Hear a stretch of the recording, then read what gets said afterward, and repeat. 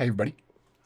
Story of this day is that it's June the 27th, out at a ranch location with a group seeing Bullock's Orioles.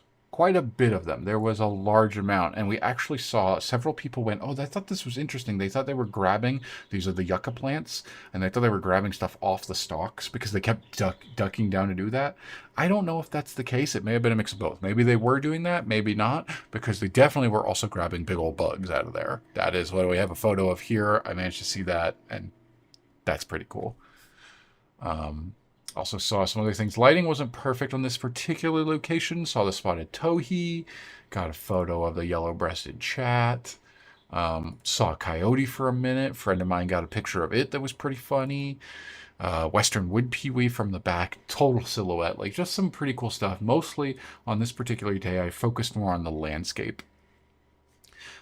I thought that was cool on the weather vane and a red-winged blackbird up on top of it. But yeah, I got a lot of photos. It looked gorgeous. Like, just look at everything out here. I took photos of it as best I could with, like, I thought this was cool with the flowers down below, and then you get the mountain kind of mostly, shot from an angle where you could see it through the bushes. It was better than I did the moment before where I took a photo like this and went, "Oh, hold on, there's something in the background. Let me do this better." So, practicing, getting there, trying to take pictures of the flowers as well. I brought the macro lens, my new macro lens at this point. I brought it with the camera and everything, and I left it in the car on the first trip because I knew I was going out again for a second trip later on. And the second trip, we met up with another photographer friend. It's a much smaller, there's only three of us this time. We went looking for birds, saw really cool things like the flickers that were out there was really cool. We spent a long time trying to get photos of bush tits.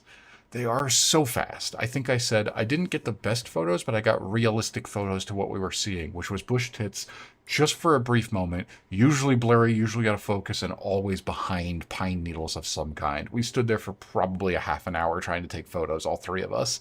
This is the best one that I got. It's not bad, that's cool, but it's not what I want yet. I still want another better bush tit photo. I'm working on it. I hope to see them again soon. But yeah, we saw some really cool things. I played around a lot with macro photography with the macro lens, trying to learn. Not many of them came out in ways that I'm happy with. I have to learn the composition. I have to learn the lens. I have to learn how to work the flash. I am working on it, but it is a work in progress. And I have learned more so than anything else. This was the second weekend that I went out with all of that and the camera in my bag that was over one shoulder, and I was so tired and my shoulder hurt so much by the time I got home that I immediately took some pain relievers and took a nap because I was exhausted from walking. What was it, like 20,000 steps on this day? I think I looked at my watch at one point. Really cool. So I did like this. This was something that I went, "Oh, hold up, I'll catch up with you guys. I want to take the photo of this flower that I saw as we were walking along, and there was a beetle in the flower." Pretty cool.